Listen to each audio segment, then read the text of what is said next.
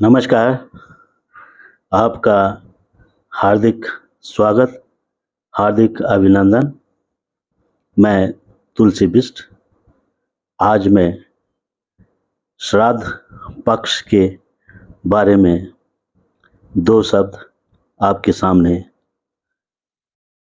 उल्लेखित कर रहा हूँ। कहते हैं कि जीवन बंधन नहीं, आनंद का सागर है। भक्ति अंदर की चीज है, दिखावे की नहीं।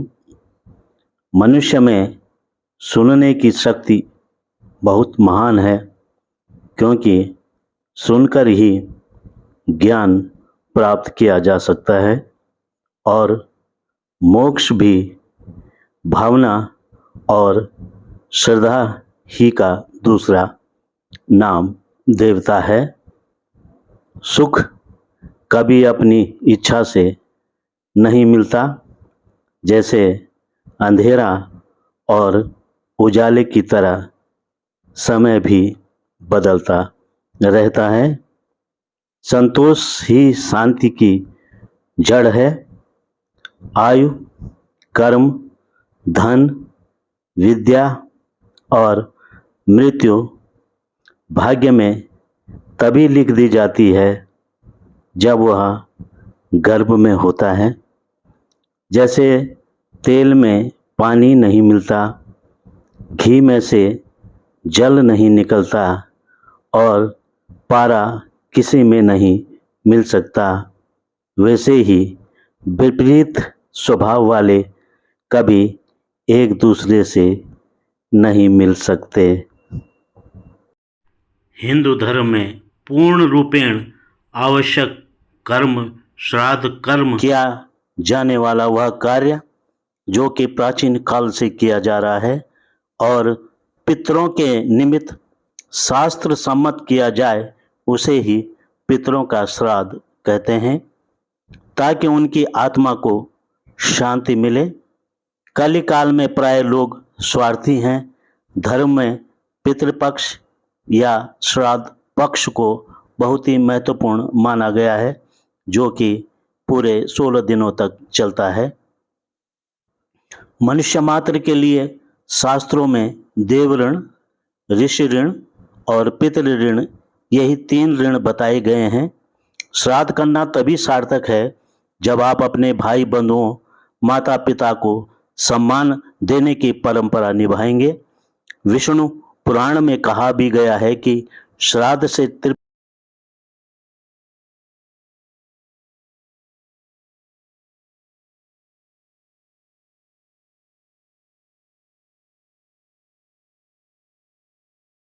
होकर पितृगण समस्त कामनाओं को पूर्ण करने में सक्षम हैं। इसके अतिरिक्त श्राद्धकर्ता से विश्व देवगण, पितृदेवगण, मातामह और सभी कुटुंबी जन सभी तुष्ट हो जाते हैं।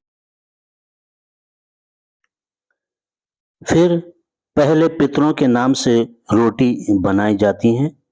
यही श्राद्ध का नियम है। पितृ पक्ष में तो पितृगण स्वयं श्राद्ध ग्रहण करने पधारते हैं और श्राद्ध मिलने पर संतुष्ट हो प्रसन्न हो जाते हैं और न मिलने पर निराश हो श्राप देकर वापस लौट जाते हैं। पहले समय में प्रतिदिन भोजन बनने पर पहली एक आहुति अग्नि की होती है, फिर पहले गौग्रास निकाला जाता है और फिर कुत्ते और कौवे को रोटी खिलाई जाती है। श्राद्ध का वास्तविक अर्थ तो श्रद्धा पूर्वक किया जाने वाला संस्कार, जिससे पितरों को संतुष्टि प्राप्त होती है। यह भी कहा जाता है कि पितृपक्ष के दौरान सभी पितृ पृथ्वी लोक पर आते हैं और अपने परिवार वालों को आशीर्वाद देते हैं। पितृपक्ष के दौरान पितृ यह उम्मीद करते हैं कि उनकी संतानें उनके लिए श्राद्ध तर्पण या पिंडदान आदि कर वे तृप्त होते हैं। तत्पश्चात वे अपने बच्चों को आशीर्वाद देकर अपने लोग वापस चले जाते हैं। धार्मिक मान्यताओं के मुताबिक जब किसी व्यक्ति की मृत्यु हो जाती है तो उसका जन्म कौवा योनि में होता है।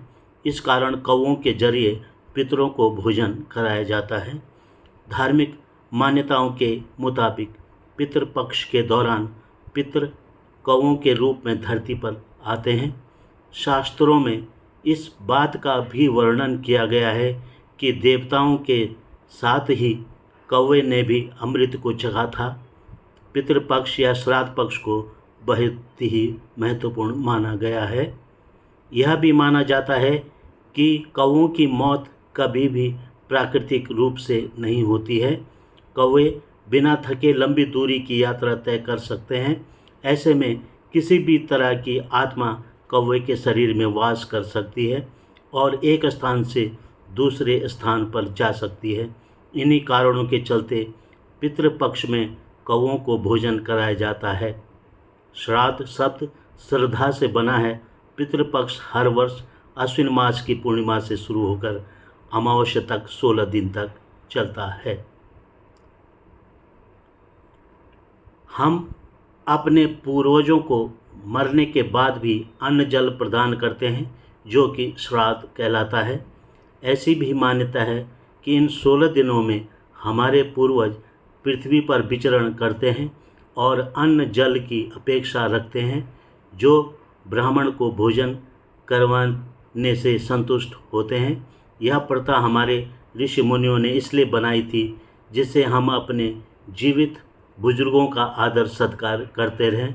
उनके न रहने पर उनके लिए खीर पूड़ी पंडित को खिलाते हैं, तो आज जीवित अवस्था में क्यों नहीं। कबीरदास जी ने क्या खूब कहा है कि जिंदा बाप पूजे न कोई, मरे बाद पुजवाए, मुट्ठी भर चावल लेके कौवे को बाप बनाए। श्राद्ध में पिंडदान, नारायण बलि और तर्पण का विधान है। इनमें से कोई भी कार्य करने पर ही ब्राह्मण श्राद्ध के भोजन का पात्र है। सिर्फ ब्राह्मण कुल में पैदा किसी भी व्यक्ति को भोजन कराना श्राद्ध नहीं है। जब कोई ब्राह्मण भोजन करने वाला मिले या ना मिले, गायों को चारा जरूर अवश्य खिलाएं, क्योंकि गाय में 33 करोड़ देवी देवताओं का वास है।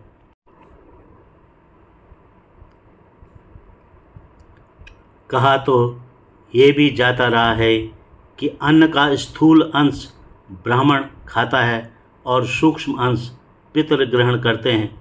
पितृपक्ष में विद्वान ब्राह्मणों द्वारा आह्वान किए जाने पर ही पितृगण सूक्ष्म रूप से उनके शरीर में प्रविष्ट हो स्थित हो जाते हैं।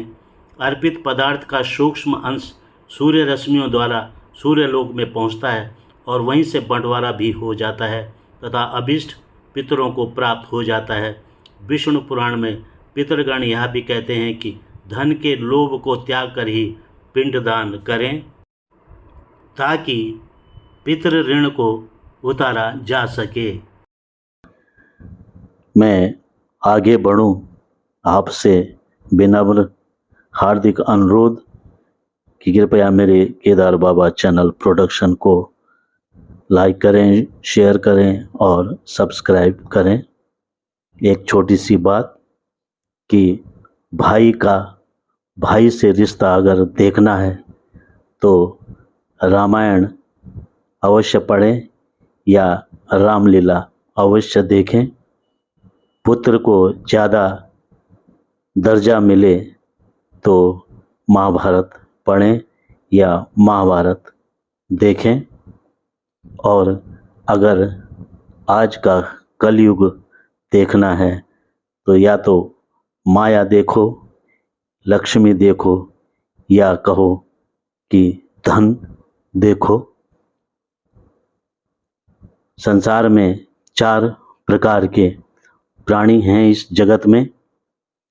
एक शांत प्रवृत्ति वाला, कर्म उपासना करने वाला, उत्तम प्रकार का, कोई सरोकार नहीं, करो तो ठीक और ना करो तो ठीक।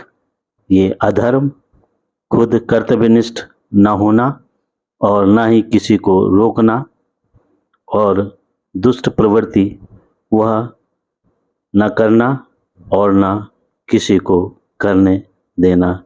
इसीलिए तो कहा गया है कि अंधेरा भी आराम और ध्यान के लिए ही होता है। धन्यवाद, आपका बहुत बहुत आभार।